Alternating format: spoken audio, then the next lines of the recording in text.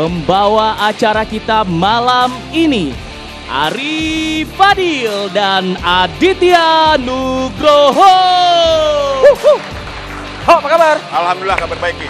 Ya. Langsung aja kita buka ya. Langsung, Ho. Assalamualaikum warahmatullahi wabarakatuh. Anda kembali menyaksikan program Kebanggaan Ada Dua Sisi dengan dua host kesayangan Anda tentunya, Aditya Nugroho dan Ari Fadil. Pi, Ya. ada yang lagi rame nih. Apa nih?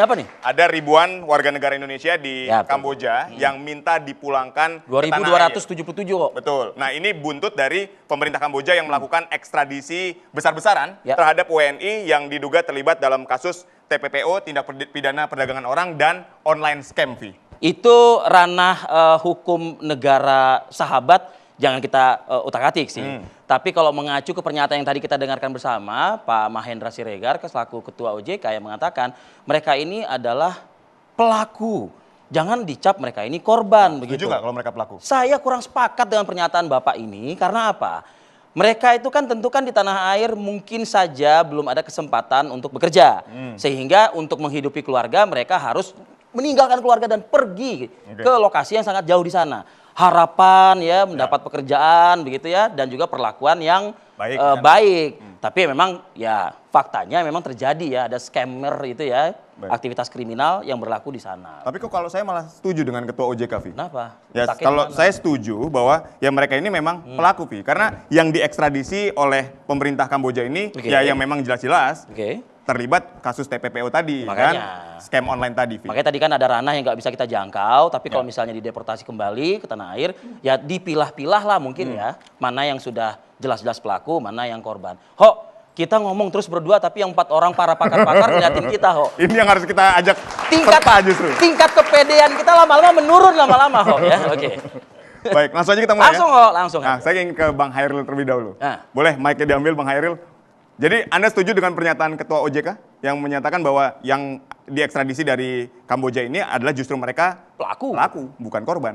Jadi kami menyayangkan adanya generalisasi seperti itu. Statement tersebut. Statement tersebut dari Ketua OJK karena itu sangat berbahaya. Ya. Pertama, itu bisa menegasikan hak-hak mereka-mereka yang menjadi korban.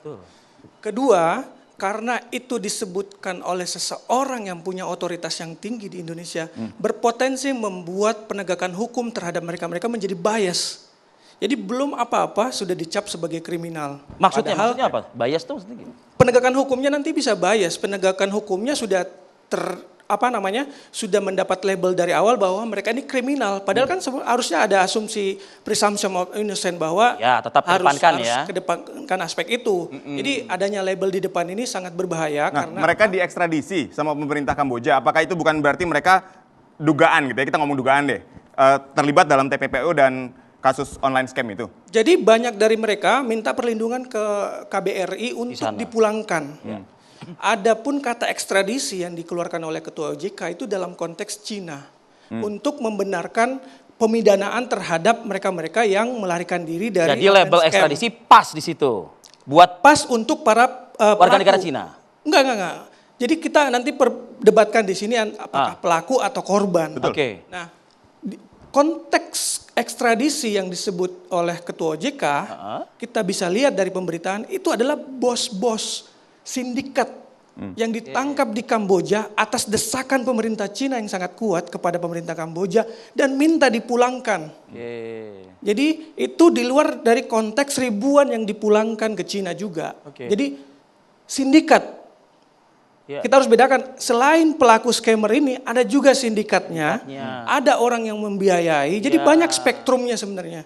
Ketua OJK sama sekali tidak generalisir, hanya menyebut pada scammer. Nanti kita lihat apakah yang mereka lakukan itu dalam hukum internasional ataupun hukum TPPO kita itu bisa dipidanakan atau enggak. Ini lebih enak mendengar Mas Heril bicaranya begitu. Saya ke Mas Pratama terlebih dahulu. Mas Pratama, Anda sepakat dengan pernyataan Mas Heril? Jangan digeneralisir lah.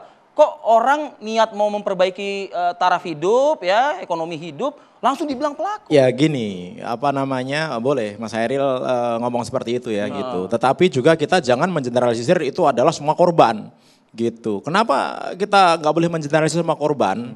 Karena kalau menurut saya ada 3 macam nih orang yang ada di Kamboja.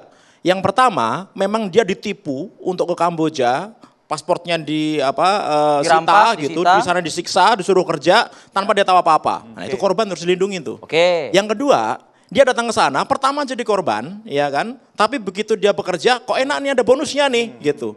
Akhirnya apa? Dia jadi pekerja juga. Karena apa? Mengharapkan bonus, mengharapkan insentif. Ya. Itu yang kedua. Ini abu-abu nih. Yang ketiga, mereka sudah tahu bahwa kalau mereka ke sana itu pasti kerjanya di tempat scam. Oke. Gitu. Oke. Nah, ini yang harus dikejar. Dari yang Anda ketahui, Ya. 2.227 ini yang masuk yang 1, 2, 3 klasifikasinya. Nah gini, sebenarnya ada beberapa negara yang sudah melakukan ini. Ada Cina tadi dibilang, ada Filipina, ada Korea Selatan, gitu, Ya. ada Jepang dan lain-lain gitu. Rata-rata mereka 50-50 lah gitu. Yang Oke. menjadi korban dan menjadi pelaku gitu. Nah, pinter-pinternya pemerintah kita bagaimana bisa melakukan digital forensik, psikological forensik gitu untuk membuktikan siapa yang jadi korban, siapa yang jadi pelaku. Kalau mereka korban harus kita lindungi. Kalau mereka pelaku, usut dong. Kan dia menipu. Ya. Loh, sekarang gini, emang dia di Kamboja, yang ditipu siapa? Emangnya orang Cina, yang ditipu orang Korea Selatan. Mana bisa dia bahasa Cina, bahasa Korea Selatan? Yang ditipu orang Indonesia, keluarga kita, sahabat kita, orang tua kita, tetangga kita dan lain-lain gitu. Orang-orang itu harus diusut. Kenapa? Karena ini hanya sebagian kecil nih, Mas Fadil nih. Saya bilang sebagian kecil apa? Ini hanya orang-orang sebagai pelaku, tapi yang bagian besarnya nih sindikat agen yang menyalurkan kemudian jaringan mereka di Indonesia itu banyak. Mereka menjadi pintu masuk untuk menyingkap ini. Anda mau mengatakan mereka ini baru speak up sekarang karena disiksa setelah mungkin performa mereka di dalam pekerjaan atau bisnis scamming itu menurun. Artinya ketika belum menurun ya mereka ikut menikmati. Anda mau mengatakan seperti itu? Jadi gini, perusahaan scamming, industri scamming itu, walaupun dia korban yang kemudian jadi pelaku ataupun pelaku, semuanya digaji, Mas. Oke. Semuanya digaji. Termasuk korban ya? Termasuk korban. Kenapa mereka digaji? Itu untuk membuat persepsi bahwa loh mereka kerja kok. Berapa Mereka- bayarannya yang Anda tahu? Kenapa? Berapa bayaran? Kalau yang biasa itu sekitar 15 juta, kalau yang pelakunya ya gitu. Oke. Kalau gaji pokoknya itu sekitar 5 jutaan. Jadi ini 3-4 speak juta. up dan mereka minta dikembalikan ya karena mungkin ada gangguan dengan gaji yang mereka terima itu.